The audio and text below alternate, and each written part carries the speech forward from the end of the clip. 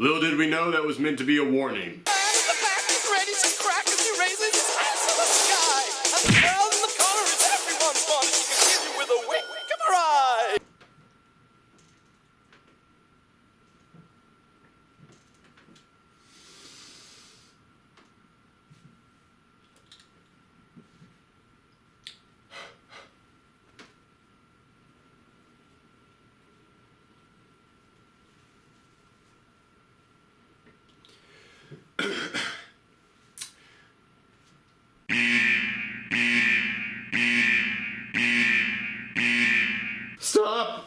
Stop.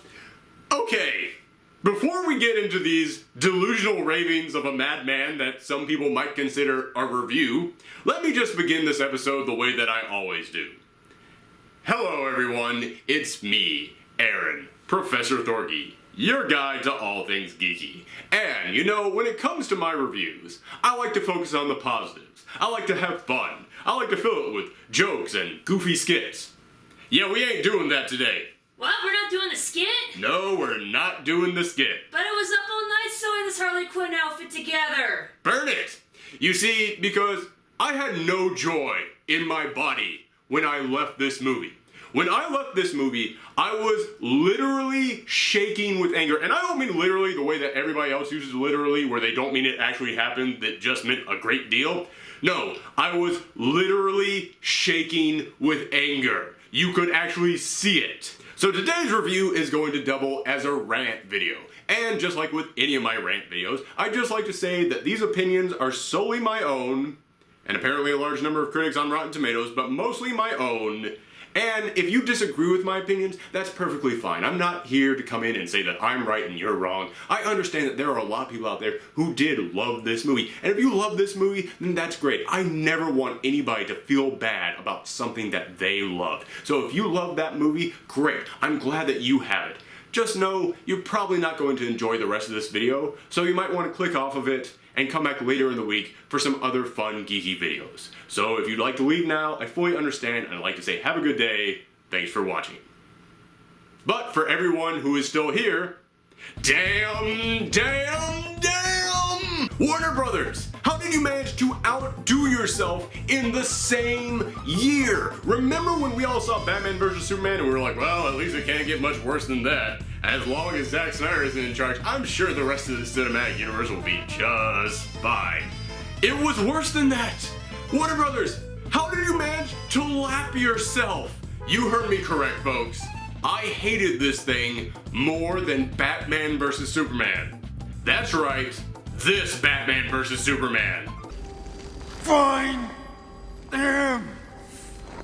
Save Martha! Batman vs. Superman might have had plot holes, and it might have had boring, terrible characters, but at least it felt like a movie. At least it was shot fairly competently.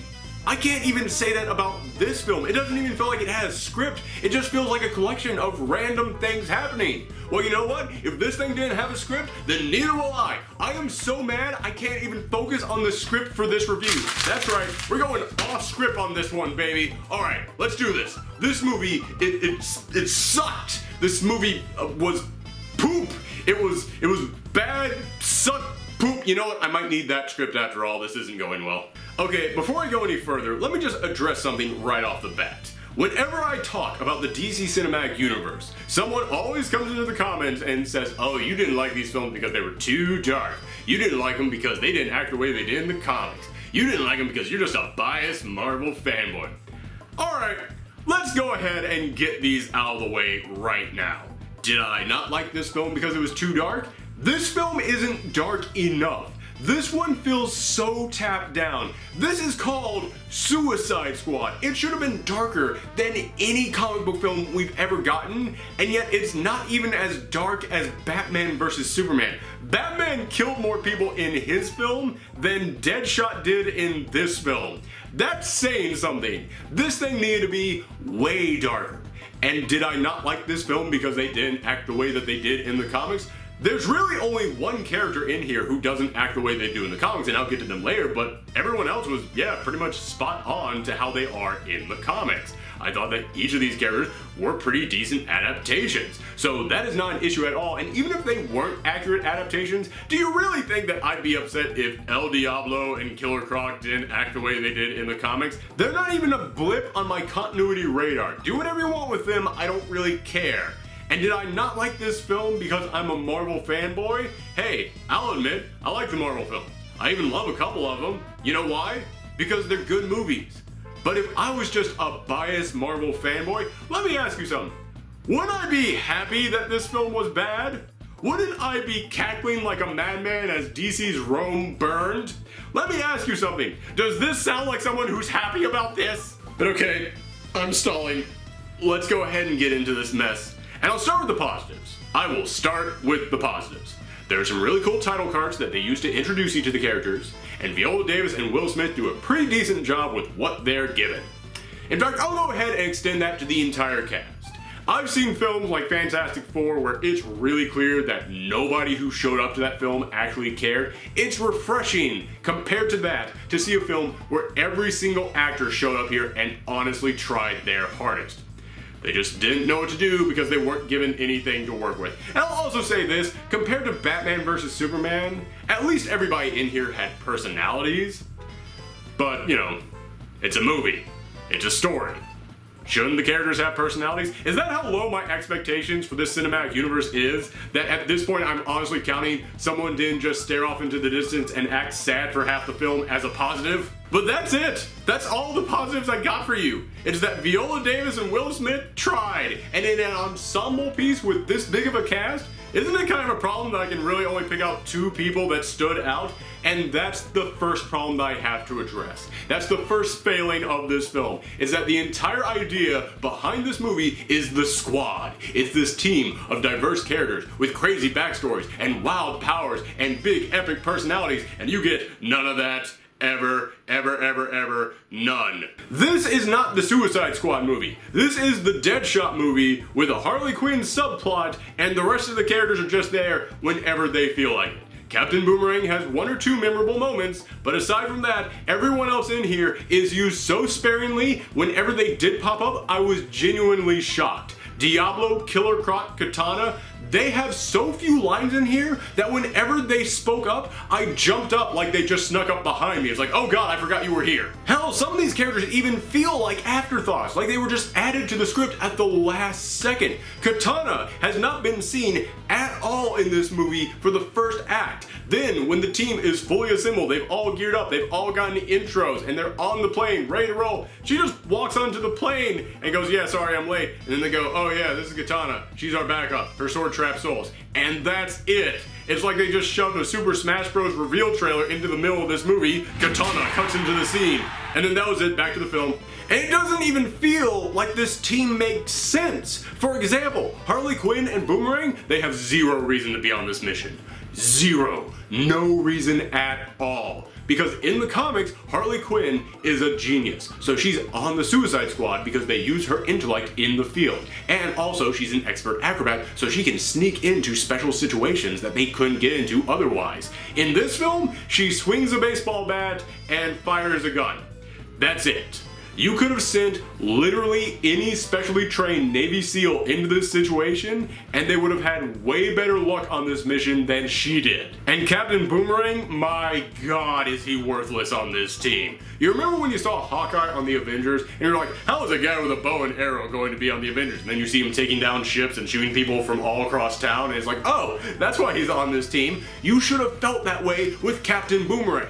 However, he never has a reason to be on this team. He throws 3 boomerangs throughout this entire film. I'm not kidding you. The rest of the time, he's just slashing people with the boomerangs in his hands. So it's like you could have just gotten someone who carries a knife, and his knives would have been bigger than those boomerangs, so he would have had a better chance in combat. But as far as him actually throwing the boomerangs, he throws 3. First one hits a dude in the back of the head and falls to the ground. The entire point of Captain Boomerang is he hits people with the boomerangs and they return. This one fell to the freaking ground, he could have just thrown a rock at it. Second one, it's a boomerang with a camera on. He throws on to spy on the enemy, it's destroyed, doesn't get them any information, doesn't help at all. Third boomerang, he throws it into a monster's face, it explodes, the monster keeps coming, doesn't slow him down at all. He has no effect on this team. You had one job, Captain Boomerang, throw cool looking boomerangs, and you couldn't even get that right.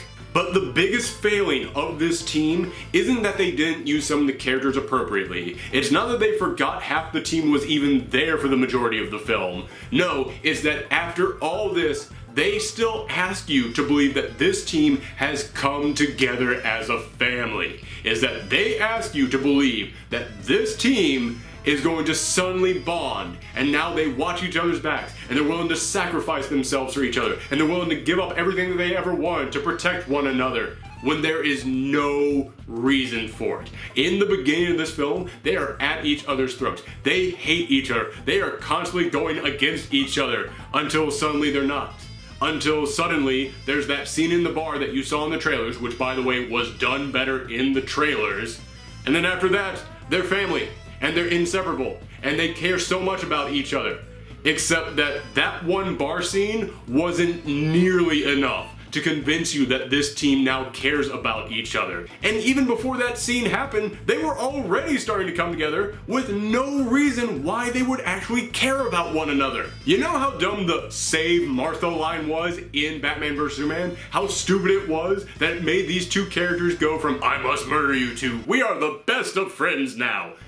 They do that with this entire team, except at least with the Save Martha moment, it was at least a moment. At least that was a thing that you could look at and go, well, I guess I can see that. This team has no reason to bond, except that at one point in the bar, one of the characters tells his sad backstory, but that is way too little, way too late. For example, El Diablo. No spoilers beyond anything that you would have already seen in the trailers, but when this film begins, he says, "I'm done fighting. I don't want to be that guy anymore. I just want to die peacefully. I don't want to use my powers for evil anymore. I don't want to fight." So they send him on this mission. First fight scene, he does nothing. They come up to him and go, "Why weren't you helping us out? You were a real jerk back there for not helping us out." Second scene, "Hey, come on, fight. Come on, fight. I'm gonna slap you in the head. I'm gonna slap you in the head until you fight. All right, fine, I'll fight. Ah!" Third scene, he's at the bar, tells a sad backstory about what he did with his powers, and everyone at the bar just says, "So? I don't care about that. You're a bad guy. Just be a bad guy." And then after that, he immediately goes to, "This is my family now, and I protect my family. No one's taking this family away from me." What? I am not kidding you. That is literally all the interactions he has with this team before he decides we're family now. And as bad as that is, everyone else's transition is just as bad or worse. But moving away from the squad and onto the individuals, you'll notice there's one character who I have yet to bring up, and that's because she deserves special treatment. Harley Quinn. Okay, I'd just like to start off by saying I've seen a lot of people online say that they absolutely love Margot Robbie's portrayal of Harley Quinn. So again, this is just my opinion, and if you enjoyed it, I understand there's a lot of people out there who share your feelings. Also, I'd like to say that Margot Robbie is an incredibly talented actress, and she absolutely could have done a good job as Harley Quinn, but I thought this performance was terrible. And to her credit, most of what made this a terrible performance was not on her. Most of it comes from the dialogue. There was next to nothing that any actress out there could have done to salvage some of the awful lines that she was given. Most of the lines that she says feel like they came from t-shirts at Hot Topic. There's a moment where she meets Katana, and her opening line to her is, "What's that scent? The smell of death?" Hope you enjoyed that joke, because that's what you're gonna get for the rest of this film. As I said, it feels like something you'd see on a sarcastic t-shirt at Hot Topic. In fact, that's what this entire film feels like. This entire film, from its concept, to its quirkiness, to its sense of humor, to its tones, to its feeling of what's dark and edgy, feels more Hot Topic-y than a 6-man Reaper squad in Overwatch. But what about her relationship with the Joker? Ah yes, Harley and the Joker. One of the most complex relationships in comics. In fact, before this film came out, the number one concern that I heard from people was, I just hope that they don't screw up the relationship between the Joker and Harley. And I fully understood what they meant by that. For you see, in the comics, Joker and Harley have an abusive relationship. The Joker treats her like crap, beats her down. That's why she is so submissive to him. That's why she just worships him, is because she has been beaten down to that point. And one of the reasons why we love Harley is because we've seen her journey. We saw her going from just worshiping him to realizing that this is unhealthy, realizing that there are problems in this relationship, and eventually rising to that point where she stood up to him and eventually became her own woman and broke free of that abusive relationship. That's one of the reasons why people love her character so much. And I'm not saying that you had to get all of that in one movie. I understand that's a lot for one movie, but you had to plant the seeds in there. You had to show this abusive relationship and seeing the damaging effects on Harley and making us sympathize with her and making us go, you know what, I can't wait to see her rise up. This is going to be a really great journey for this character, and it is not showing this abusive relationship as a positive. It is showing it for the negative that it is. And I came out long before this film came out when I started hearing this concern and said, guys, don't worry. You know me. I'm that guy who looks at trailers and can figure out what's going to happen in the movie based on the trailer, so don't worry. You know that scene in the trailer where the Joker drives the car into the water and Harley is trapped in the car and he's going to use Harley to get away from the Batman by forcing her into the water? Yeah, that's going to be the start. That's going to be the moment when Harley starts to realize, oh man, maybe he doesn't care about me. He just abandoned me to be captured by Batman. Maybe he really doesn't care about me. That's going to be the start of it, and we're going to see her rise up throughout this film, and it's going to lead to a big climax where she stands up to the Joker. It's going to fully capture what you love about this relationship. Nope! Boy, was I way off on this one. They screwed this thing sideways. He tells her to submit to him. He uses her like a prop, and they romanticize the crap out of it. This whole thing is about Harley just being head over heels in love with her Mr. J. There is one moment where it looks like she's kind of sad thinking back on her origin story and her old relationship with the Joker, and I thought, okay, maybe that's the beginning of it, but then she is just so head over heels for him the rest of this film that you realize, no, she was just sad because she had been away from him. She wasn't sad about what he had done, she was sad because she missed him. This thing is garbage. They completely failed to capture that relationship. And I will admit, he is more abusive to her in the comics than he is in this film, but am I really going to count it could have been worse as a positive? And they don't even do a good job with her origin story. The story of how the Joker twisted and corrupted her mind is one of the greatest origin stories of a character in comics. What do we get in this film? I need you to get me something. Anything. A machine gun. What? That's literally it. It then immediately cuts to her head over heels in love with him and him putting electrodes on her brain, and then half an hour later we get another flashback of him dropping her into a vat of chemicals.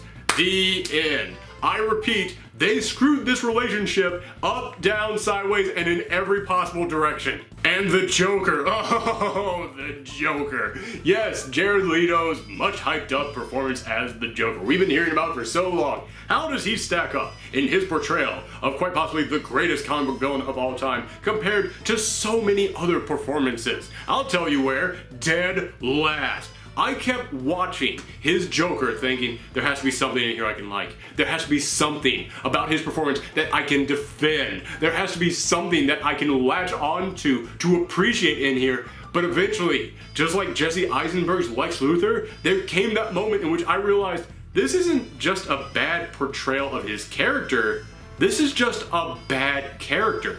You want the Joker to be a figure that sends chills down your spine just by looking at him and feel like a cold, calculating, evil genius. This Joker feels like that one crazy dude you meet on the bus at 1 a.m. in the morning and you put your headphones on hoping they won't talk to you. And his voice, oh my God, his voice. The Joker's voice is one of the most iconic things about his character. Whenever he speaks, you want to be terrified. Instead, every single time that Leto's Joker spoke, I just want to go, oh my god, someone kick his ass. Someone kick his ass. Someone punch him in his dumb grilled teeth. Someone beat his ass. Oh my god. The one good thing I'll say about his Joker is that if this is indeed the Joker we're going to get, I can guarantee you that when Batman kicks the crap out of him in his own movie, I will stand up and applaud like crazy in that theater. And by the way, for anyone who is going into this movie expecting to see the Suicide Squad take on the Joker, you ain't getting it. That's right, this review/rant is going to be spoiler free. However, there's one thing that I have to spoil to you people because you have been lied to. The Joker is not the villain of this film, and I don't mean there's some secret villain behind it all. No, I mean the Joker is in maybe at max 10 minutes of this film, and he only has one interaction with the Suicide Squad. It lasts for about a minute, and it has no effect on them at all. He comes in, does his thing, is then immediately stopped, and the team just goes right back on with their mission like nothing happened. But why would they lie to us? Why would they want us to think that the Joker was the villain of this movie? I'll tell you why. It's because the actual villain of this movie is one of the worst villains I've ever seen in a comic book movie. This is the one thing that I actually will spoil for you guys because you need to know this. You need to know who the actual villain of this movie is because it's one of the biggest problems with this film. So if you don't want to know, if you want to be completely spoiler free, then click here or jump to this time code that will take you to when I'm done talking about this villain. But for everybody else who is fine hearing it, the actual villain of this film is the Enchantress. Yes, you know that witch that you've seen in the trailers who's supposed to be part of the team? Nope, she betrays the team immediately as soon as the movie begins, then goes off and starts destroying a town and building a giant machine of sorts? I don't know, it's not really explained, but something that can destroy the entire plant. So, in order to take out this apocalyptic level threat that the entire world is watching, they send their secret covert ops team that nobody is supposed to know about that consists of a guy with a gun, another guy with a gun, a girl with a bat, a guy with a boomerang, and a guy with ropes. Yes, there are some heavy hitters on this team, not that the movie ever remembers them, but when 2/3 of this team would be useless against a threat like this, why on earth are you sending them? And beyond all that, the whole point of this mission is to prove that Task Force X can work and that it's a good idea and that Amanda Waller is right, and yet Task Force X has to go out there and stop another member of Task Force X who gained unlimited power because she grabbed an artifact that Amanda Waller had collected but didn't think to lock up and protect at any point. And yet halfway through this film, Amanda Waller has the gall to come out and say, you gotta admit, this works. Oh my god, it was at that moment that it hit me. This film doesn't realize what's wrong with it. This film does not realize that all this is being caused because of Amanda Waller. That was all her fault. And it absolutely is. Amanda Waller's use of the Enchantress makes Tony Stark's use of Ultron in Age of Ultron look like a halfway decent idea. But even ignoring all that, the Enchantress is still an awful villain. She's possessing an archaeologist who's dating one of the members of Task Force X, so we're supposed to care about her, but literally the only lines that she has in her human form are, please don't make me turn to the Enchantress, and if I turn to the Enchantress, you have to promise that you'll kill me. That's it. That's literally the only things that her human form say before she turns into the big villain, and we're supposed to care about what might be happening to her. You have no reason to give a crap about her. And then when she is the Enchantress, all she does is just stand in front of a giant light show waving her arms around like she's promoting a car sale, and then she creates faceless putties from the Power Ranger style monsters so that the Suicide Squad have something that they can shoot. Something not human for them to shoot, because if they were actually fighting and killing humans, well, that might come off as too dark and mean. You can't have that happen on your superhero movie. Didn't stop Batman in Batman vs. Superman, but you know, on a team full of serial killers and supervillains, you know, you gotta keep that light. You gotta keep that kid friendly. So, okay, the villain of this movie might have been lame, but she wasn't the biggest villain of this film. No, that was the editor.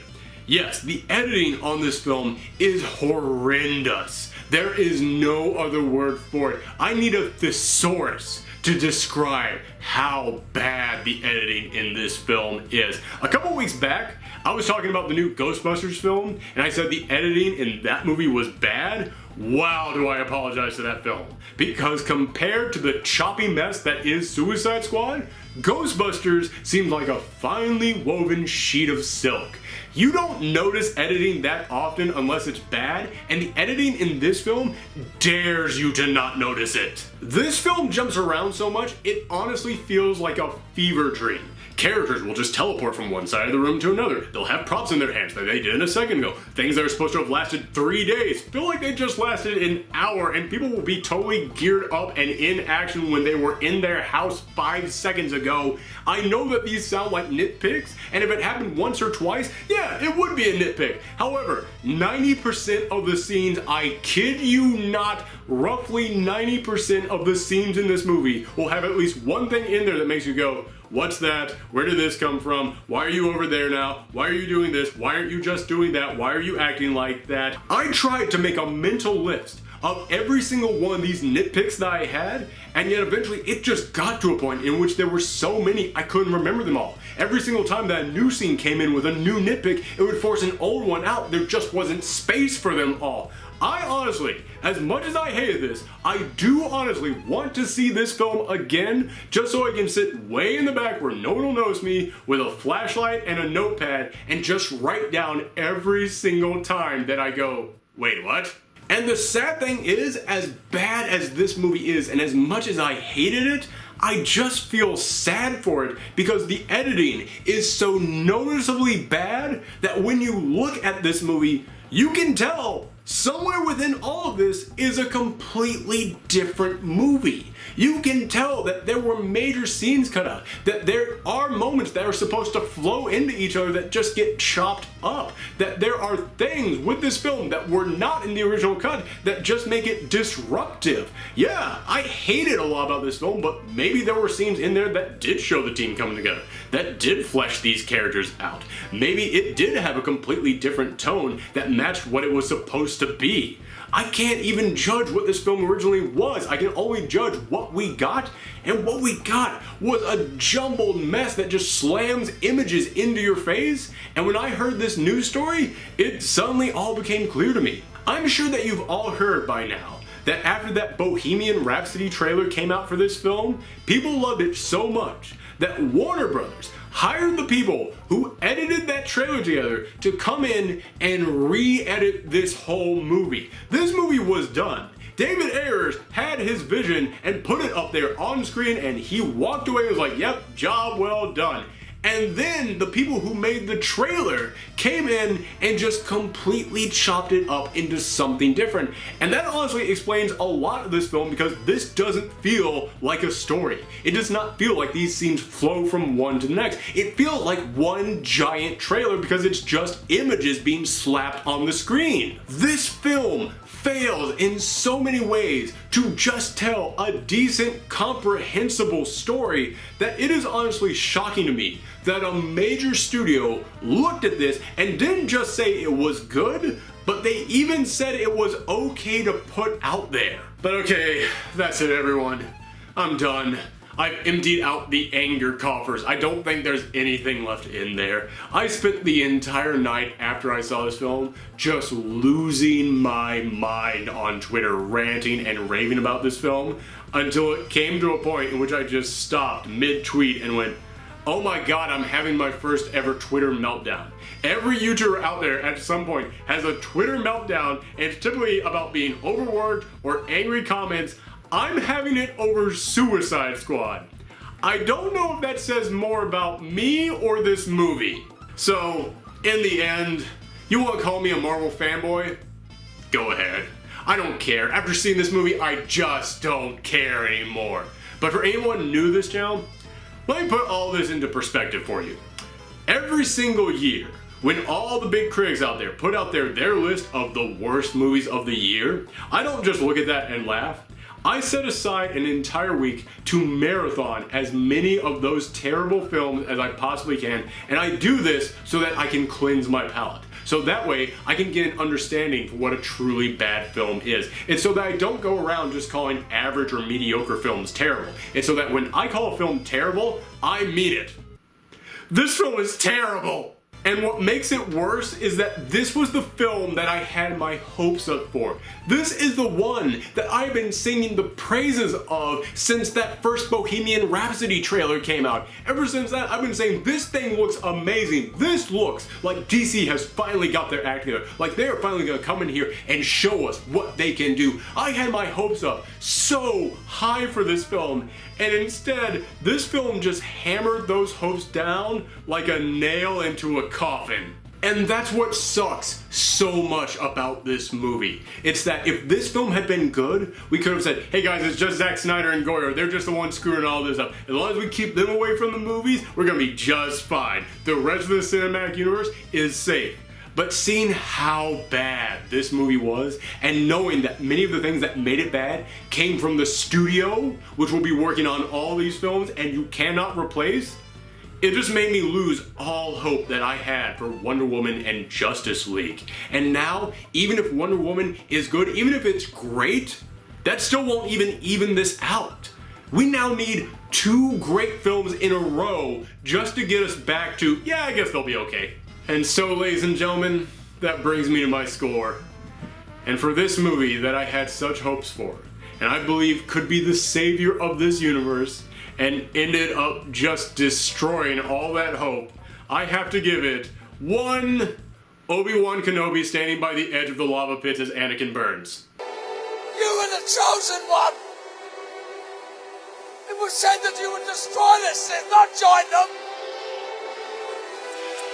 Bring balance to the Force, not leave it in darkness! That's it for today's episode, everyone. Thank you very much for watching this video. If you liked it, then make sure that you give us a thumb up and share us all around the web. That's the best way to help people find this channel. You guys have been doing that a lot lately, and I really appreciate it. We recently passed 10,000 subscribers. I still can't believe that happened.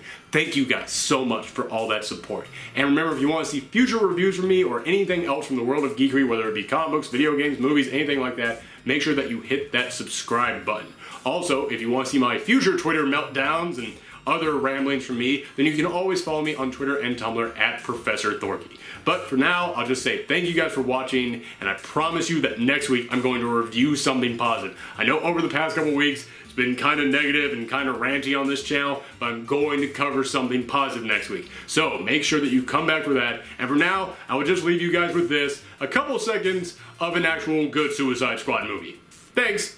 Joker stole a dirty bomb and hid it somewhere in Gotham. Telling me where it is. Now! Aren't you even going to say hello?